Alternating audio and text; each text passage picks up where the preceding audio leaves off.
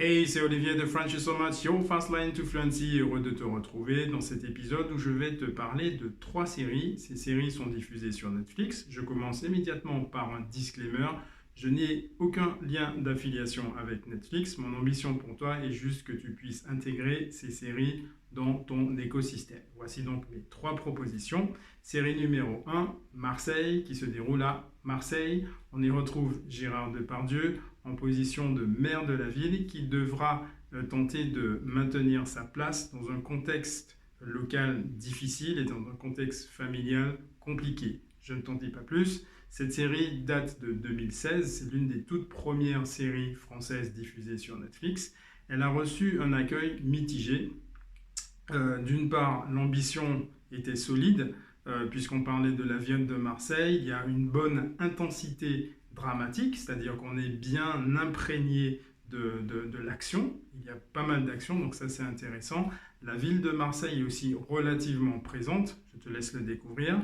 Par contre, la série a été décriée par plusieurs aspects, la pauvreté du scénario et pas mal de clichés qui sont venus, on va dire, perturber la qualité et l'appréciation du public. Je te laisse découvrir pour ma part. Pour apprendre le français, cette série reste intéressante et la trame narrative, malgré les erreurs qui ont été faites, reste solide et la série reste intéressante pour apprendre le français. Donc c'était mon choix numéro 1 avec Marseille.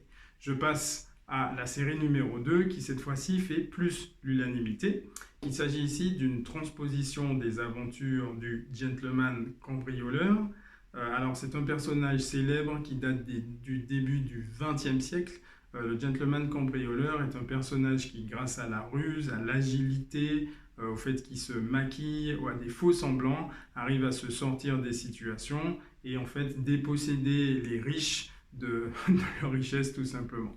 Donc le personnage ici est incarné par Omar Sy et il est animé d'une envie de revanche sur la vie puisqu'il doit laver un affront qu'a subi sa famille. Et tu constateras que cette motivation est un peu similaire à celle qui anime El Professor de La Casa de Papel. Il y a toujours des parallèles que tu peux établir entre les séries. Cette série fonctionne bien, on a beaucoup d'actions, c'est intéressant, très utile pour travailler le français, donc je recommande. Je pense qu'elle doit aussi énormément de son succès à la présence d'Omar Sy. Je ne suis pas sûr qu'avec un autre acteur, la série aurait eu l'exposition et le retentissement international qu'elle connaît maintenant. On passe à la 3e série.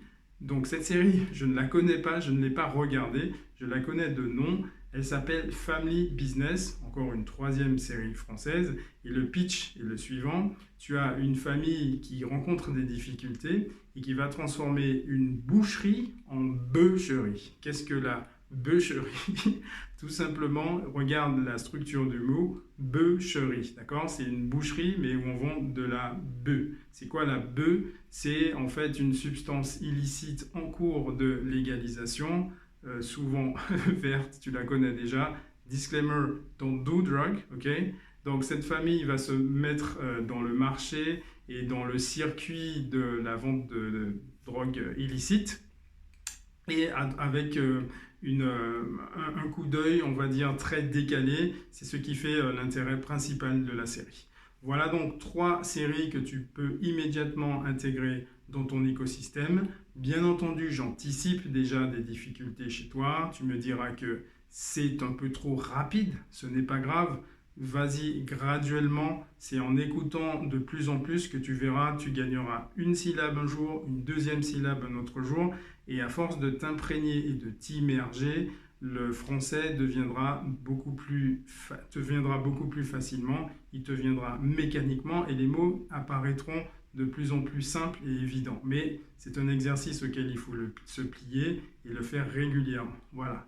Intérêt très important aussi, c'est de trouver une série qui pour toi est intéressante. Peut-être qu'aucune des séries que je viens de présenter ne relèvera d'importance pour toi. Trouve-toi tes séries et ensuite tu fais l'exercice. Voilà. Donc, quel que soit ton choix, si tu aimes l'une des 3 séries ou si tu as une autre série française que tu souhaiterais partager avec nous, vas-y, laisse ton lien en commentaire, je t'attends Et c'est tout pour aujourd'hui. C'était Olivier de French So Much, your fast lane to Fluency. À bientôt et continue à t'entraîner. Bye bye.